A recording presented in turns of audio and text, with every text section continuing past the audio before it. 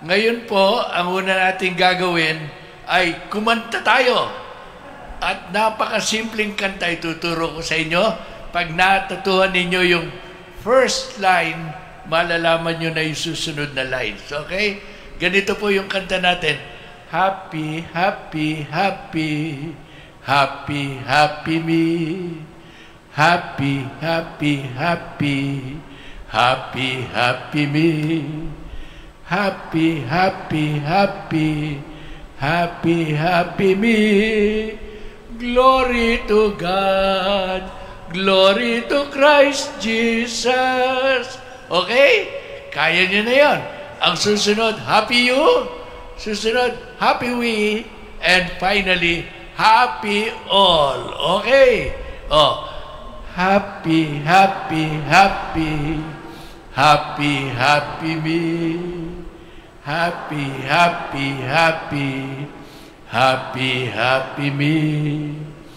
Happy, happy, happy, happy, happy me. Glory to God. Glory to Christ Jesus. Happy you. Happy, happy, happy, happy, happy you. Happy, happy, happy, happy, happy you. Happy, happy, happy, happy, happy you. Glory to God. Glory to Christ Jesus. Happy we. Happy, happy, happy, happy, happy we. Happy, happy, happy, happy, happy we. Happy, happy, happy, happy, happy we. Glory to God. Glory to Christ Jesus. Happy all. Happy, happy, happy, happy, happy all. Happy, happy, happy, happy, happy all. Happy, happy, happy, happy, happy all. Glory to God. Glory to Christ Jesus. Are you happy? Yes. You want to be happy? Yes. Okay. Let's call upon the source of all happiness, the Holy Spirit. We will sing, Come, Holy Spirit. Come, Holy Spirit, I need you. Come, Holy Spirit, I pray. Come with your strength and your power. Come in your special way. Come like the spring in the desert. Come to the weary of soul. Lord, let your sweet healing power touch me and make me. Come, Holy Spirit, we need you. Come, Holy Spirit, we need you. Come, Holy Spirit, we pray. Come, Holy Spirit, we pray. Come with your strength and your power.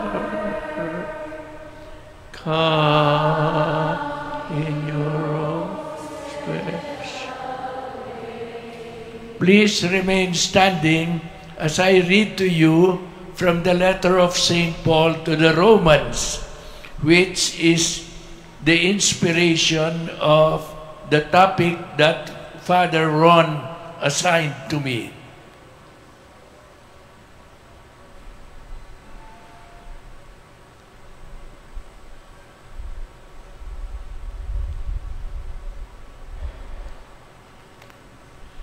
A reading from St. Paul's letter to the Romans, chapter 5.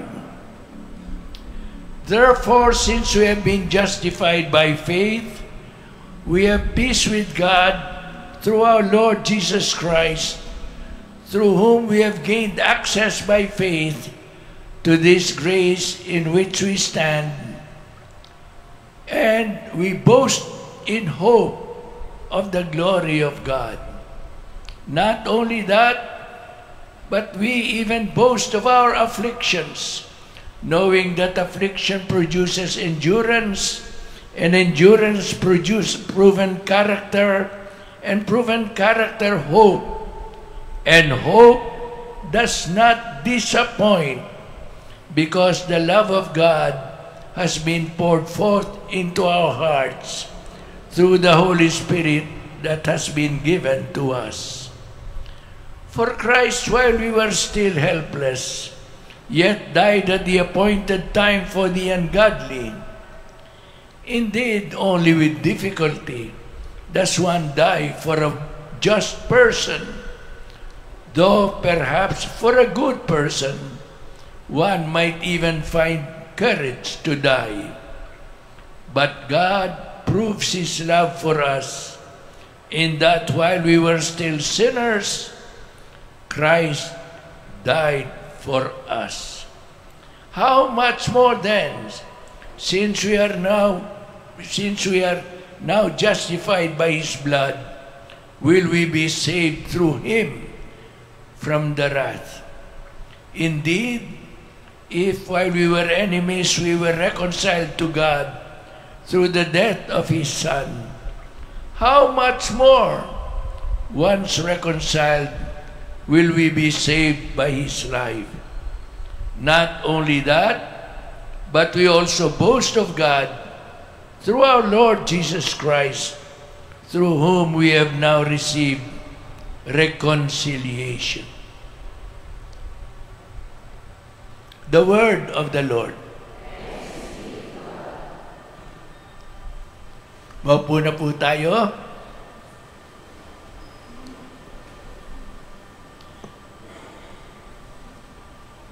Alam niyo po, tayo ngayon ay nasa Jubilee Year of Hope. Alam niyo na po ba yun? Bagamat minsan, ako'y nagbigay ng talk on the Jubilee of Hope. Pagkatapos, lumapit yung isang teenager sa akin. Sabi, Bishop, ang ganda ng talk niyo tungkol sa Jollibee of Hope. Nalugi ang McDonald. Nalugi ang McDonald. Pero Jubilee of Hope. At ang gusto ng Papa, at dapat natin gustuhin, tayo naman ay maging pilgrims of hope. At syempre, kung hopeful ka, masaya ka. Hindi ka naman malulungkot kung meron kang hope, di ba? Kapag nawalan ka ng hope at hopeless ka, patay ka na. Mamamatay ka na. Pero kung ikaw ay may hope, lagi kang may tinitingal, may hinaharap na maganda at sumasaya ka. Ano po itong hope na to na sinasabi sa atin ng simbahan? Ano po itong hope? Importanteng malaman po natin kung ano ang pag-asa natin. Sapagkat mayroon pong pagkakaiba ang pag-asa sa mga inaasahan. Paliliwanag ko po yun sa inyo mamaya. Pero ito pong pag-asa natin. Simple, pero napakalalim. At sa totoo lang po, aaminin ko na, ngayon pa, hindi natin kayang matarok. Hindi natin kayang maintindihang lubos. Bagamat sapat na ang pinaalam ng Panginoon para tayo ay sumaya at para tayo ay maging ganado sa ating pagpapakabuti sa buhay na ito. Ano nga ba ang gusto ng simbahan na maging pag-asa nating lahat? Yung pinakamahirap, yung pinakawalang naintindihan, yung pinakamay sakit, at yung pinakamalusog, yung pinakamay kaya, lahat-lahat tayo. Ano ang gusto ng simbahan maging pag-asa natin? Ito po, sabi po ni San Agustin, sabi niya, "You have made us for yourself, O Lord, and our hearts are restless until they rest in you." Panginoon, ginawa mo kami para sa iyong sarili at mananatiling ligalig ang aming mga puso hanggang hindi kami humimlay sa iyo. So, sabi ng katekismo natin, simple lang. Tanong sa bata, sino may gawa sa iyo? Ang Diyos, sabi ng bata. Sasagot. Tanong ulit, ba't ka ginawa ng Diyos? Ang uli, yung bata sa katekismo, tinuturuan, ginawa ko ng Diyos upang makilala ko siya, mahalin ko siya, paglingkuran ko siya, upang ako ay makasama niya sa langit. Kanya, tayo po nandito ngayon, nandito, at bawat isa may kani-kanyang pinagkakaabalahan, may gustong gawin, may inaasahan, pero lahat tayo merong iisang pag-asa. Pag-asa na ipinunla ng Diyos sa puso ng bawat isa sa atin. Pag-asa na hindi natin ginawa sapagkat hindi man lamang natin maiisip na gawin yon. No? Maiisip na asahan yon. Hindi. Ngunit ang Diyos ang nagpunla niyan. Ano ang ipinunla ng Diyos na pag-asa natin? Ito, na tayo ay mapasa Kanya. Sino ka man, saan ka man galing, ano man ang iyong kulay, ano man ang iyong relihiyon, ano man ang pinag-aralan mo o hindi mo pinag-aralan, ano man ang lagay mo sa buhay, isa lang ang destino nating lahat. Isa lang. Ano yung destinong yun? Makasama ang Diyos at wika ng ating katekismo sapagkat wala nang makuhang ibang salita, yung makita natin siya at harap-harapan. Ngayon po, halimbawa, bago ako dumating, siguro narinig ninyo, ay, sumama tayo sa recollection. Ang recollection master natin, si Bishop Ted Bacani. Kung di pa niyo ako kilala, no? Yun. Tapos, narinig niyo siguro, magaling magsalita yun. Ako, magaling. Pero, narinig lang niyo yun, naghihintay kayo. No? At meron na kayong ideya tungkol sa akin. Yung iba, baka ang ideya tungkol sa akin, ang balita ko, siya daw ay kamukha ni Yoyoy Villame. Maniwala man po kayo, hindi. Nung dumating ako sa Blumentritt, ito suot ko, ganyan. Suot to mismo. No? Pinagkaguluhan ako ng mga bata. Nung pinagkakagulo na sila, sabi ko, ba't kayo nagkakagulo? Sabi ba nung isa sa akin ay akala namin si Yoyoy Villame.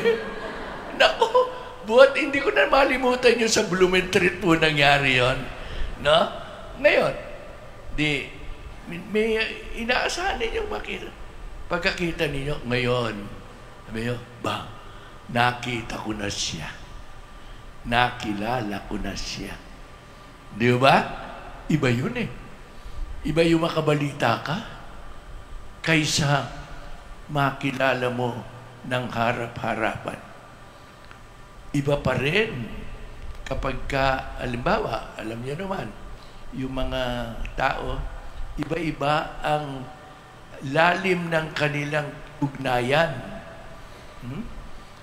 May mga taong, okay, kilala nyo, nakilala ko na, okay, malaki ang mata, malakas ang boses, nagpapatawa, kilala ko na, pero hindi pa nyo ako kilala, mabuti. Kung tayo nagkakasama sa isang bahay, makikilala pa ninyo ang ugali ko. Di ba? At, hari nawa, mamahalin ninyo ako, mamahalin ko rin naman kayo. Ano? Di lalalim. Naku, iba pa yun. Iba pa yun. Ang pagkakilala mo, hindi na kung tawagin sa English skin deep. Kung hindi, heart to heart na. Ayun, nagkakakilala na kami. Ganun na kami. Ganun na kami. Ganun na kami dalawa. Ano? Iba pa yun. No? Ngayon, iba pa rin, alam nyo naman, kahit na dito sa lupa, merong talagang ganun na ganun eh. Talagang love na love. At aabot sa altar yan. Sasabihin sa harap ni Father Ron, mamahalin kita hanggang libing. Sabi, naku, sarap nga naman. Pagkaraan na 5 taon, iba na. Sabi, sana malibing ka na. Naku, nag-iiba. Merong tunay na ganyan, pero nag-iiba pa rin. Ang dami pong example niyan. Hindi po ba? Ang daming example niyan sa ordinaryong buhay natin. Nababasa natin sa TV. Naririnig natin. Nakikita natin sa TV, naririnig natin sa radyo. Ayan. Mga nag-iiba. Nagiging salawahan. Nagmahalan tunay, ngunit nag-iiba. Ngunit iba itong sa Diyos. Pag tayo ay tinawag ng Diyos sa kanyang sarili at atin siyang nakaharap ng harap-harapan, mai-inlove tayo sa kanya. At yung love na yon, hindi na mababago. Hindi katulad ngayon, nababago pa ang ating pagmamahal sa Diyos. Mahal mo na ang Diyos, pero kung minsan naalukan ka ng malaking pera para labagin ang utos niya, nalilimutan mo na ang Diyos na minamahal mo. Di ba? Pero darating ang araw, makikita natin ang Diyos. Walang kasing ganda. Walang kasing buti. Walang kasing bait. Wala nang mas kaakit-akit pa kaysa Kanya. Hindi, naubos na po ang aking salita para i-describe. At hindi naman katakataka, sapagkat sabi nga ng Biblia, eye has not seen, nor has ear heard, nor has it entered into the heart of man, what God has prepared for those that love Him. Nako, sabi ko nga po sa inyo, mauubos ang panahon kong pagpapaliwanag dito. Sasabihin nyo, ay, naintindihan ko na. Ay, salamat sa Diyos, naintindihan mo na. Pero wala ka pa rin naintindihan. Wala pa rin. Kakatiting pa lang. Lahat ng masasabi natin, lahat ng ating sinasampalatayanan, short, wika nga sa Ingles, nagkukulang pa rin. Hindi pa rin mailalarawan ng sapat ang inihahanda ng Diyos na kaligayahan natin. Pakinggan nyo, ho? Hindi po sa akin ito. Sabi ni San Juan sa kanyang unang sulat, sabi, "See what kind of love the Father has given to us, that we should be called children of God. And that is what we are." Already, ha? Tapos sabi niya, "Beloved, we are already the children of God, but it has not yet appeared what we shall be. For when it appears, then we shall be like Him, for we shall see Him as He is." Nagsalamin ba kayo kaninang umaga? Nagsalamin ba kayo bago kayo pumunta rito? Siguro nagsalamin kayo, sabi nyo, ang ganda. Hindi katakataka, talaga nang maganda kayo. Pero, pag naharap tayo sa Diyos, walang kasing ganda. Ganito pala. Ganito pala. Di ko sukat akalain. Wala po. Mapapatulala na lang tayo. Kanya, buong langit natin, mapapatulala tayo dahil sa tuwa, dahil sa ligaya na hindi na magmamaliw kahit kailan. Hindi na magbabago at wala na ring kahirap-hirap tayong dadamhin pa. Yun po. At alam nyo, kapag ka nakita nyo Diyos, magiging katulad kayo ng Diyos. At ano sabi ng Biblia? God is love. Ulitin nga nyo. Lakasan ninyo. Pag naging katulad kayo ng Diyos, magiging loving kayo katulad niya. We shall be like Him. Ngayon po alam niyo naman, mabait naman kayo, mabait din naman ako. May makita tayong tao kuminsan gusto natin. Baka yung tao ng utang sa atin, hindi pa nagbabayad hanggang ngayon. Siguro natin, masagasaan ka na nga ng sasakyan. Sabihin natin, no? Minsan, loving nga kayo, pero hindi naman laging loving. Di ba? Hindi laging lang. Pero, at saka hindi lahat minamahal. Namimili kang mabuti. Eto, mahal ko. Eto, mahal ko. Yang isang yan, mukhang demonyo. Paano ko mamahalin yan? Paano ko mamahalin yan? Mukhang demonyo. At saka napaka-chismosa. Palagi na lang buhay ng ibang pinapakialaman. At saka, naku, makala mo, mukhang ganda. Pero may putok yan. Huwag ka lalapit dyan. At hindi lang yan, pag nilapitan mo, may bad breath pa yan. Nako. Paano mamahalin yan? Pagdating doon, wala ka nang hindi mamahalin. Wala ka nang hindi mamahalin. Pagdating natin doon, magkakasundo na tayo lahat. Kaya dito pa makipagkasundo na kayo, sapagkat hindi nakapapasok sa langit yung walang kasundo. Hindi nakapapasok sa langit. Kasi ang lahat ng nadodoon kamukha ng Diyos. Alam nyo, may nagbiro sa akin nung minsan sabi, "Bishop, galing ako sa Africa. Natutuhan ko yung language nila." At bigyan mo ako ng example. Halimbawa, sasabihin ko sa iyo, "Kamukha mo."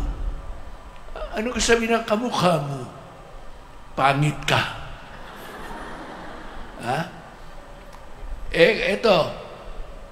Ito pa yung isa, "Bishop, kamukha ko." Anong mangyayari? Anong gusto sabihin ng kamukha ko? Gusto sabihin ng kamukha ko, maganda ko. Pero pagdating sa langit, lahat kamukha ko. Walang kamukha mo. Sapagkat tayong lahat ay makakatulad ng Diyos. Mamahalin din natin. Kanya, tandaan nyo to, hindi lang ang Diyos ang makakasama natin. Masayang masaya. Ang makakasama natin, masayang masaya, ang kapwa-tao natin. Ang bawat kapwa-tao natin. Hindi po ba napakaganda nun? Walang alitan. Walang alitan. Wala nang kaso. Dadalhin pa sa West. No? Wala nang suntukan. Wala nang iyakan. Wala na. Tayo po lahat nagmamahalan. Hindi po ba napakasarap nun? Isipin, ngayon, ito pa. Hindi pa ako tapos. Hindi pa po. Ang ganda ng pag-asa natin eh. Ngayon po, tinatamasan na natin, nagsisimula na yan eh, dito pa sa lupa. Nagsisimula ng kaharian ng Diyos dito sa lupa. Kayo't ako, kita nyo naman, nandito tayo, nagmamahalan tayo, di ba? O sabihin nga nyo sa katabi nyo, mahal kita. Ayan, sabihin nga sa katabi nyo, okay. Nagmamahalan tayo dito, di ba? Ngayon, darating din naman ang araw, iiyak tayo, mawawala yung ating mga minamahal sa buhay. Pero darating din ang araw, eto, huwag na niyong kalilimutan, etong pag-asa natin. Tayo ay pupunta sa langit. Hindi lang ang ating kaluluwa, kundi pati na ang ating katawan mababago. Magkakaroon tayo ng kung tawagin ay glorified body. Ulitin nga nyo. Maluwalhating katawan. Wala nang pangit. Can you imagine that? A world where there are no ugly people. A world where there is no sickness. A world where we are all beautiful. Hindi lang yung mga Miss Universe. Hindi lang yung yung Michelle D na kandidato natin. Hindi. Hindi lang yung mga yon, kundi ikaw. Kahit walang belo. Kahit walang Dr. Belo. Gaganda ka. Pagkabuhay natin muli, maganda na po tayo. Kasi glorified body. Amen? Huwag niyong kalilimutan yan, sapagkat yan ang ating pag-asa. Paliliwanag ko mamaya sa inyo, pag-asa na hindi mabibigo. Tandaan niyo yan, Habang sinasabi ko, hindi mabibigo yan. Kapatid, albawa, ikaw, guwapo ka na ngayon. Lalo ka pag guwapo, matatalo mo pa ako. Pero hindi kita kahingitan, kasi pareho na rin tayong guwapo. Okay, talaga po, yun ang napakaganda. Hindi natin iniisip madalas yun, na darating ang araw, wala na po tayong daramdaming kapansanan. Wala nang arthritis. Wala nang bronchitis. Wala nang ano-anumang tiis. Ano man, wala na. Panay na lang tayong kalusugan, masaya, at wala nang, no more tears, no more sickness, no more pain, and just health and joy. Galing sa Diyos, Ngayon, eto pa po, hindi pa ako tapos ha. Sapagkat tayo ay kasama na ng Diyos. Anak tayo ng Diyos na lubos-lubusan. Sapagkat tayo ay magkakapatid na nagmamahalan. Sabi naman ng Diyos, kailangan bigyan ko sila ng kanilang tahanan na magiging bagay sa mga anak ng Diyos na nagmamahalan. Sa mga niluwalhating mga anak ng Diyos. Kanya, ang pangako ng Diyos sa atin, hindi lang liligayang yung kaluluwa, hindi lang yung mabubuhay ang yung katawan, kundi bibigyan niya tayo ng new heavens and new earth. Itong mundong ito na ating sinisira, na umuungol na, sabi ni San Pablo, naghihirap dahil sa ginagawa ng tao, itong mundong ito magiging new heaven and a new earth.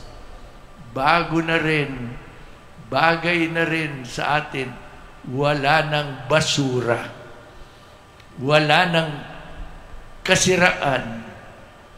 Yan po ang ating pag-asa. At ito lang pakiusap ko sa inyo. Sabi ko sa inyo, paliliwanag ko sa inyo, iba yung pag-asa sa inaasahan. Sapagkat, pagkatapos nitong maikling paliwanag, paliliwanag ko sa inyo na ito'y hindi mabibigo. Hindi pwedeng mabigo. Yan ang sabi ng Biblia, hope does not disappoint. Iba po yung hope sa hopes. Yung mga inaasahan. Halimbawa po, sa buhay, gusto mong maging engineer, hindi na kaya ng utak mo. Nabigo ka. Disappointed ka. Halimbawa, may nakita kang magandang dalaga. Yun ang pakakasalan ko. Gusto hinabol mo, tumakbo naman palayo sa iyo. Disappointed ka. Di ba? Sabi mo, gusto ko maging Miss Universe ako. Kaso mo, hindi ka man nakapasa sa preliminary contest, no? Sa pagpapagandahan. Marami tayong mga inaasahan na nabibigo tayo. No? Katulad ko po, gusto ko sana makapaglakad pa ng mahaba Hindi na po ako makapaglakad ng mahaba ngayon. Mahina na ang aking mga legs. At sabi ko nga lang ang Consuelo de Bobo ko, mabuti na lang sa edad ng 85 ang nagsimulang humina sa akin, hindi ulo, kundi tuhod. Pero mahina na rin. Pag-akyat ko sa hagdan, ganyan na ako. Ang tagal ko nang gusto makalakad ng normal uli. Bigo pa rin ako. Bigo pa rin ako. Marami tayong man na inaasahan sa buhay na mabibigo. Kuminsan nga po, meron tayong mga minamahal na may sakit. Hindi po ba? Kinapanapanalangin natin, Diyos ko, buhayin po ninyo ako.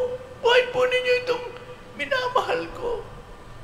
Pagkatapos namamatay, nabibigo yung ating inaasahan.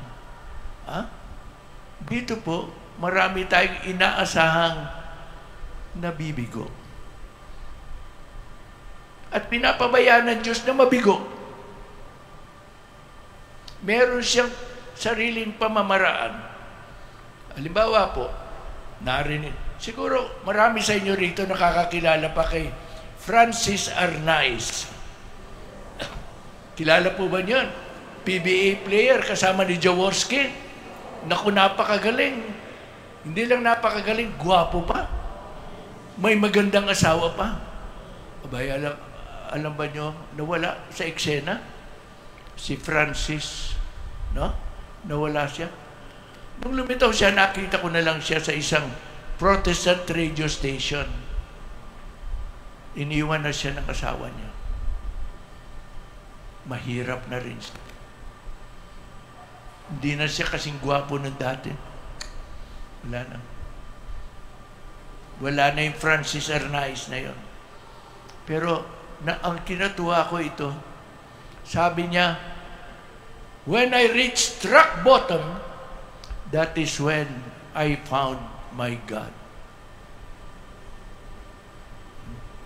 Binigo siya ng Diyos. Para sa ganun, makilala niya ang Diyos. Marami nangyayaring ganyan. Kanya po si Duterte, si Duterte, sabi siguro nyo, magkatotoo sana yung sinabi niya. Sabi niya kay Risa Ontiveros, magkasama-sama na lang tayo sa impyerno. Sabi naman ni Risa Ontiveros, hindi ko po ambisyon yun. Sabi niya, sabi pa niya, pag namatay ako, papalitan ko si Satanas sa impyerno. Alam niyo, parang walang Diyos, hindi ba? Ngayon, nagkatotoo yung sinabi niya. Sabi niya, dami ko nang pinatay, ba't wala pang numuhuli sa akin? Sabi niya, sa hearing, sa kongreso, diretso, sinabi niya sa harap niya, ang dami ko nang pinatay, ba't wala pang humuhuli? Ngayon, hinuli na siya. Nandoon na. Ngayon, sabihin siguro niyo, ay napasama ng gusto. Hindi, baka yun na makabubuti sa kanya. Baka pagka hindi niya na matiis yung kulungan doon sabihin niya, kung dito lang hindi ko matiis, impyerno pa kaya.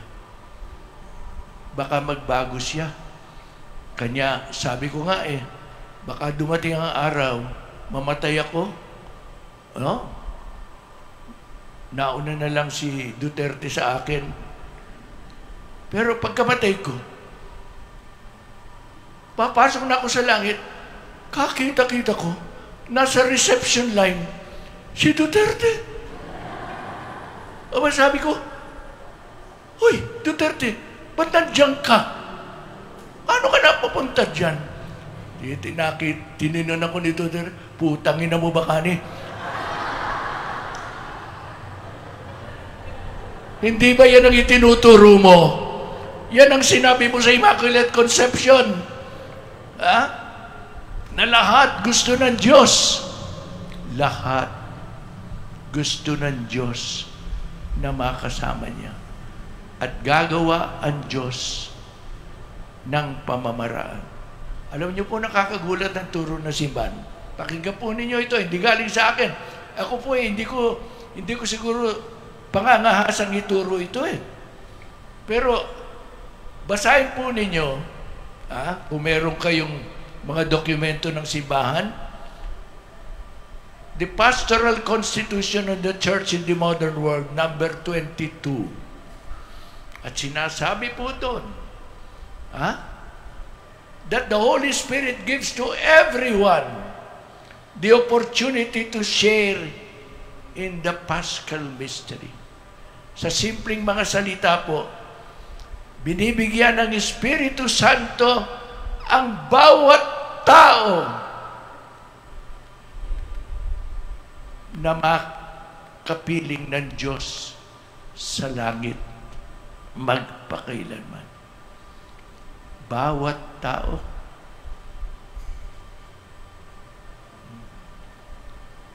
Ang awa po ng Diyos, hindi natin mataro. Hindi natin mataro. Kanya po, alam nyo, minsan nagbigay ako ng talk on Divine Mercy doon sa malapit sa Hollywood, sa USA, sa California. Tapos ng talk ko, break, kain kami. Nung pabalik na kami, may nakasalubong akong isang magandang, ngunit may edad na babae. May edad na. Pero maganda. Sabi sa akin, Bishop Bacani, congratulations! I liked your talk. Oh, tuwa ko naman. Sabi ko, thank you very much. Except for one thing. Sabi na, you said that you might find Hitler in heaven. I cannot accept that. Sabi ko, why? Are you sure Hitler is in hell?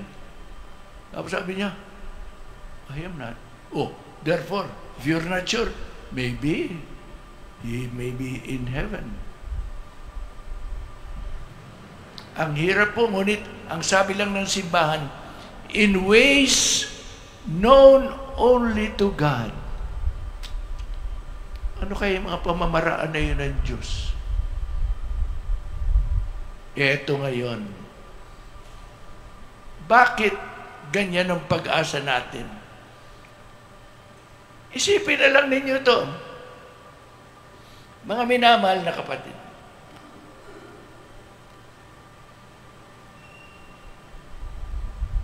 Sa ilang araw lang ipagdiriwang natin ang pagpapakasakit, pagkamatay at muling pagkabuhay ng Panginoon. Hindi ba ninyo napapansin, ito mga huling araw, no? Ang mga ebanghelyo galing kay San Juan, ang itinuturo ay ito, si Jesus ay tunay na Diyos, kaysa ng Ama. Isipin ninyo to, si Jesus naghirap ng katakot-takot. Kung nakapanood na po kayo ng pelikulang The Passion of the Christ, tiyak na mapapaiyak kayo. Kung hindi pa ninyo napanood, panoorin ninyo. At kung nakalabas kayo sa sinihan na hindi umiiyak, singilin ninyo ako. Talaga po, kaawa-awang tinis ng Panginoon. At yung tinis ng Panginoon na yon, nilalarawan lang sa sine. Hindi pa yun ang tunay. Hindi pa yun ang tunay. Mas masahol pa doon. At ito ang pinaalala sa atin ng simbahan. Tandaan nyo, yang nagtiis na yan ay hindi lamang tao, kundi Diyos. Ang nagtiis na yan ay anak ng Diyos. Tunay na Diyos. Ibinigay ng Diyos ang kanyang anak. Halimbawa po, ako'y nagsasalita dito. Habang nagsasalita ako, dumating ang isang terrorist at tinutukan ako ng baril. Siguro sisigaw kayo, "Ah!" Sabi ng terrorist, "Tahimik kayo! Patatahimikin ko na itong maingay na obispong ito." Sabi niya, "Wag po! Ba't wag? Mahal po namin siya." Mahal ninyo ha? Okay. Ayaw niyo patayin ko? Ayaw po namin. Pues, hindi ko napapatayin sa isang kondisyon. Sino dito ang merong anak? Sino dito? Taas kayo ng kamay. Tapos sabi ngayon ng terrorist, sige, bigay mo sa akin ang anak mo, siyang papatayin ko. Bibigay ba ninyo ang anak nyo? Oh, no. No. Sabi, mahal nyo ba ako? Oh, mahal nyo ako, pero hindi nyo bibigay ang anak nyo.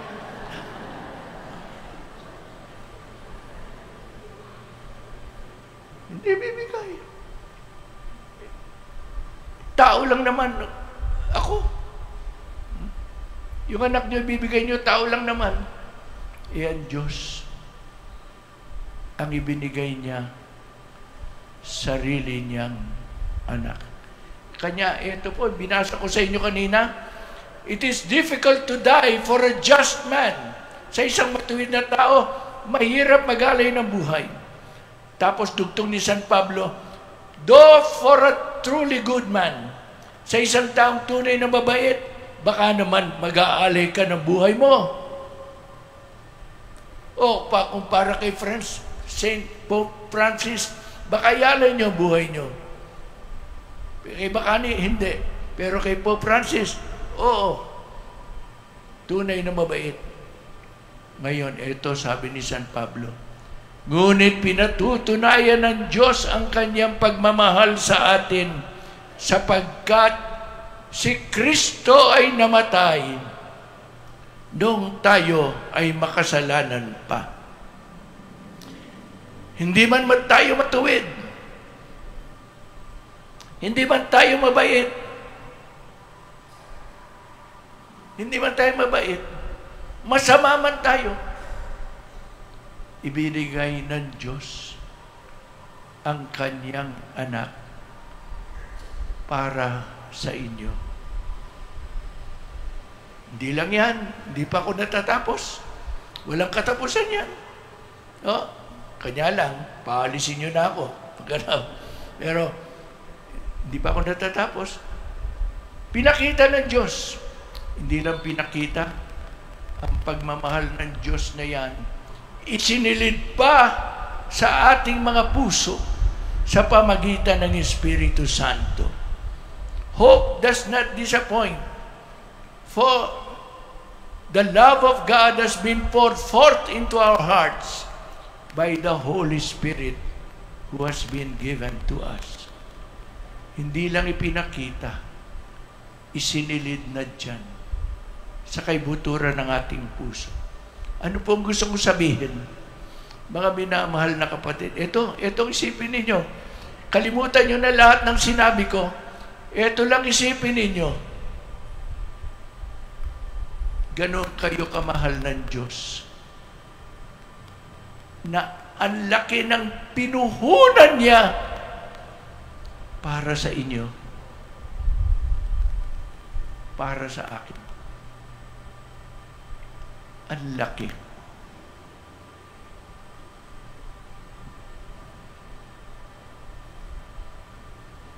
Ang laki. Ibinigay ng Diyos ang lahat. Ang kanyang anak na pinayagan niyang pagdusahin ng tao. At ang Espiritu niya ibinigay sa atin. Paano kayo pababayaan ng Diyos na mawala?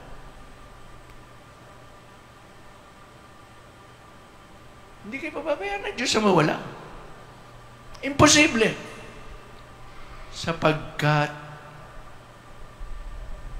ang laki na ng pinuhunan niya para sa inyo. Para sa akin. Hindi basta-basta ang ibinigay niya para kayo at ako ay makamtan niyang muli at hindi mawala. Kanya po, eto, baka sabihin niyo naman, kung ganun pala, hindi na pala ako pwede pumunta sa impyerno. Kaya ko nang magwala ngayon dito. Total naman, kaya na nung mayari, mapupunta. Hindi po yun dapat. Ang laki na ng pinuhunan ng Diyos sa inyo. Hindi ka pababayaan ng Diyos na mawala. Ngunit hindi ka pipilitin ng Diyos na sumama sa Kanya. Sapagkat ang pagmamahal na namimilit, hindi po love, rape yan. At ang Diyos, liligawan tayo, aakitin tayo, hindi tayo re-rape ng Diyos. Kanya, mas mahirap mapunta sa impyerno kaysa mapunta sa langit. Para ka mapunta sa impyerno, kailangan sabihin mo sa Diyos, sa kaibuturan ng puso mo, ayoko ang pagmamahal mo. Huwag mo akong pakikialaman. Buhay ko. Ang gusto ko mangyayari, ayokong tanggapin ang pagmamahal mo. Kung hanggang mamatay ka, ganun pa rin ang disposisyon mo. Sasabihin ng Diyos, ayaw mo mangyari ang kalooban mo. Hindi kita pipilitin. Pero, kung tayo po ay hindi tatanggi sa pagmamahal ng Diyos at isusuko po natin ang ating sarili sa Kanyang pagmamahal, magkikita-kita tayong lahat sa langit. Wala po sanang mag-a-absent. Ano po? Oh, walang mag-a-absent, ha? Dito pwede kayo mag-absent, pero sa langit, walang absent. Kailangan magkita-kita tayo. Oh, ha? Sabihin ko, ay, nakita kita doon sa Immaculate Conception, ha? Oh, ganun po. Yan ang gusto ng Diyos. Hope does not disappoint. At alam natin yan sapagkat si Kristo'y namatay na alang-alang sa atin. At ang Espiritu Santo ay binigay na para manahan sa ating mga puso upang mapasa Diyos tayo. Kanya hilingin natin sa Panginoon. Panginoon, igawad mo na paniwalaan ko na minamahal mo ako. At Panginoon, bigyan mo naman ako ng biyaya na tumugon sa iyong pagmamahal. Na huwag ako magmamatigas. Huwag ako magbubulag-bulagan. Na isuko ko ng aking sarili sa pagmamahal mo. Yan po, sana maging pinakamagandang bunga ng Kwaresmang ito. Na tayo po ay sumuko ng lubos sa pagmamahal ng Diyos sa atin. Na huwag natin siyang tatanggihan. Binigay na ng Diyos ang lahat. Ano pa may bibigay ng Diyos? Wala na. Ako na ito sabi niya. Anak ko na ito. Espiritu ko na ito. Sa pamagitan ng pagbibigay ko sa mga ito, ako ang nagbibigay ng aking sarili sa iyo. Kaya po, harinawa, tayo pong lahat, isuko ang ating sarili sa pagmamahal ng Panginoon. Amen ba?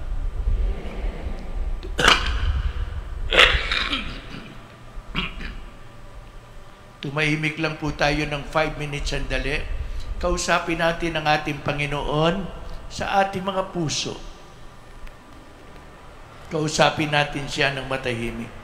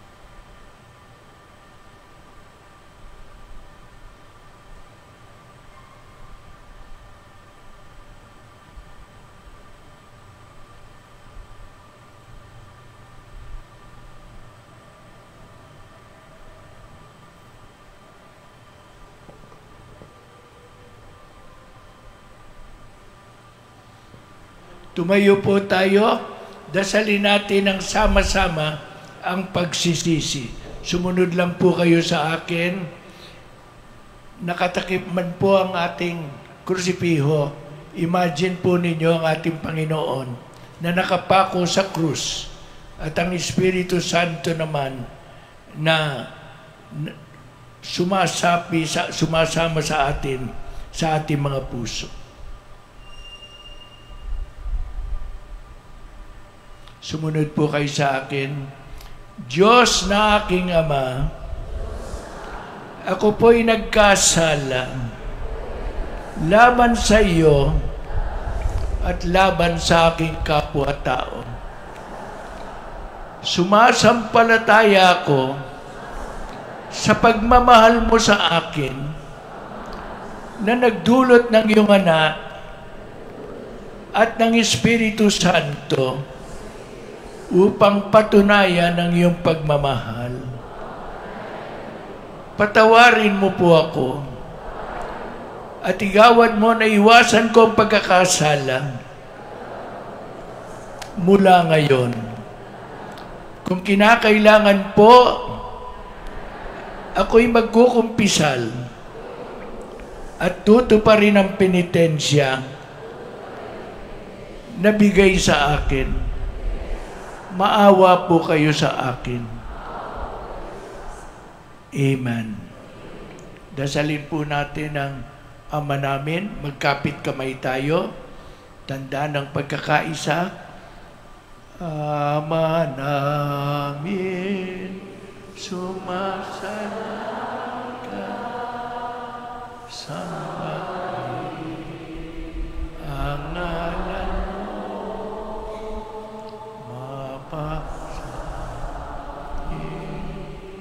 ang